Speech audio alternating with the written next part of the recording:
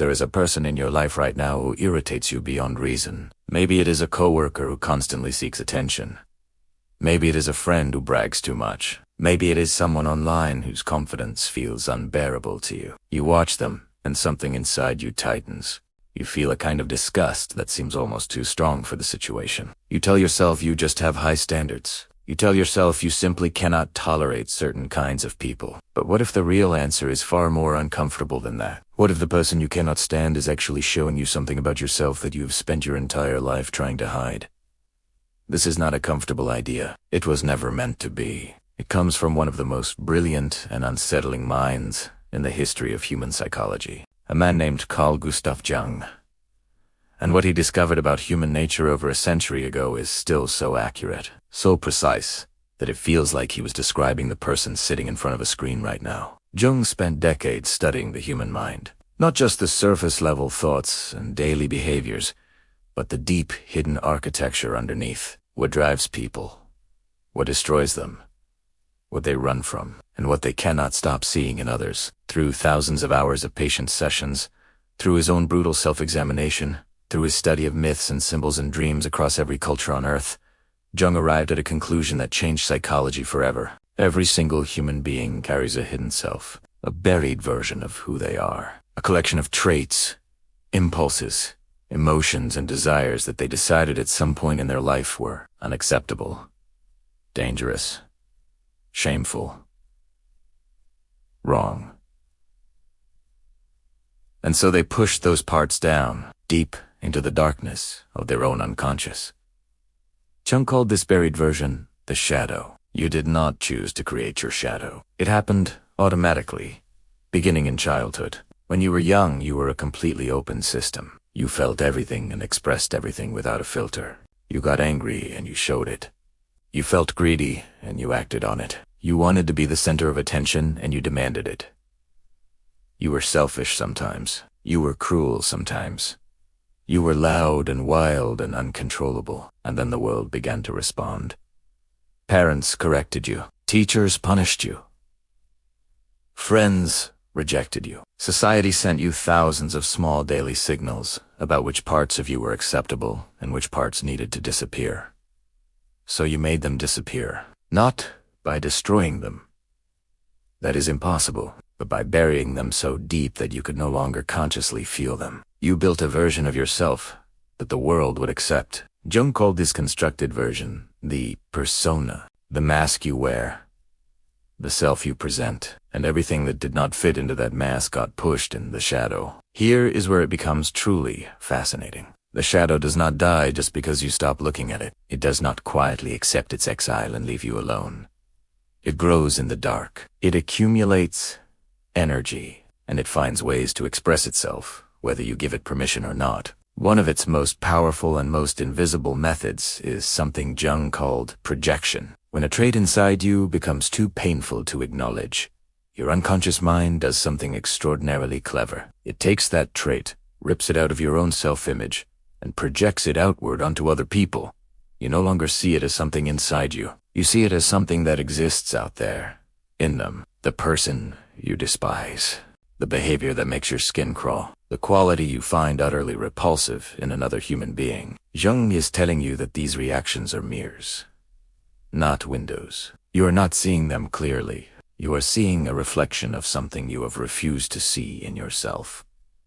Think about this carefully. When you meet someone who is arrogant, and it fills you with genuine rage, ask yourself honestly, is there a part of you that also wants to be seen as special? A part that also craves recognition and admiration, but was told at some point that wanting those things was wrong or embarrassing? The rage you feel is not really about them. It is about the part of you that wanted exactly what they have, the permission to be seen, and never got it. When you see someone who is lazy and it triggers a deep contempt in you, ask yourself, is there a part of you that is exhausted? A part that desperately wants to stop pushing so hard but cannot allow itself that permission because you decided long ago that rest means weakness. The contempt you feel is not really about their laziness. It is about your own buried exhaustion that you will not let yourself acknowledge. When someone's neediness makes you uncomfortable to the point of cruelty, ask yourself, is there a part of you that also feels desperately alone sometimes? A part that also wants to be held and comforted and told that everything will be okay, but learned that needing those things was pathetic or shameful. You are not reacting to their weakness. You are reacting to your own unacknowledged wound. This is the psychological mechanism that Jung mapped with terrifying precision. The intensity of your reaction to someone else is directly proportional to how deeply that same quality is buried inside your own shadow. A mild annoyance means a mild shadow element, but when someone triggers a reaction that feels volcanic, disproportionate, almost personal, even though you barely know them, that is your shadow speaking. That is the buried part of you screaming to be acknowledged. Jung wrote that the shadow is 90% pure gold. He did not mean this poetically. He meant it literally in psychological terms. The qualities you buried were not all destructive. Many of them were simply inconvenient for the people around you. Your anger, which was punished out of you as a child, is also your ability to set boundaries. Your selfishness, which was shamed into hiding, is also your ability to take care of yourself. Your desire for attention, which was mocked into silence, is also your creativity and your need to contribute something meaningful to the world. Your hunger for power, which you learn to be ashamed of, is also your drive and your ambition. When you pushed these things into the shadow, you did not just bury the dangerous versions. You buried the vital force that came with them. And that is why so many people feel hollow, not because life has failed them, but because they have been living as only half of themselves for so long that they have forgotten what wholeness even feels like. So what do you actually do with this? Jung's answer was not simple. He was not the kind of man who offered easy solutions to ancient problems. What he recommended was a process he called shadow work. And shadow work begins with the most difficult thing a human being can do. It begins with honest, ruthless self-observation. The next time someone triggers a strong negative reaction in you, instead of immediately judging them, pause. Stay with the discomfort for a moment. Ask yourself, what specifically is bothering you? Not the surface level answer, but the real answer underneath. What is the quality you are reacting to? Now ask yourself, where does that quality live in me? Not in the obvious way, not the identical behavior, but the root impulse, the buried seed of the same thing. This is not about excusing other people's behavior. Someone can genuinely be arrogant and also be a mirror of your own buried desire for recognition. Both things can be true simultaneously.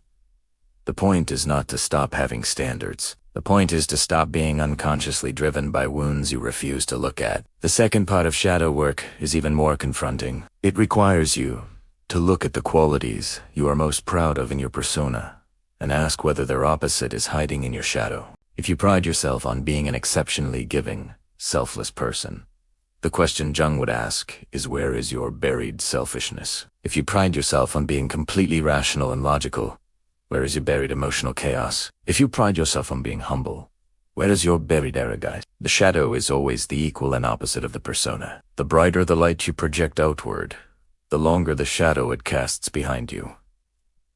This is not an accusation. It is simply how the human psyche works.